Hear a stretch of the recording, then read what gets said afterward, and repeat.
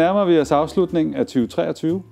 Her hos Arne Pedersen har det været et år fyldt med glæde, gode oplevelser og spændende opgaver. I anledning af julen har vi igen i år valgt at donere til blandt andet Knæk Cancer og de danske hospitalsklovne. Vi glæder os meget til det nye år og til flere gode samarbejder. Vi ønsker alle kollegaer, kunder, samarbejdspartnere og venner af huset en rigtig glædelig jul og et godt og lykkebringende nytår. Vi ses i 2024.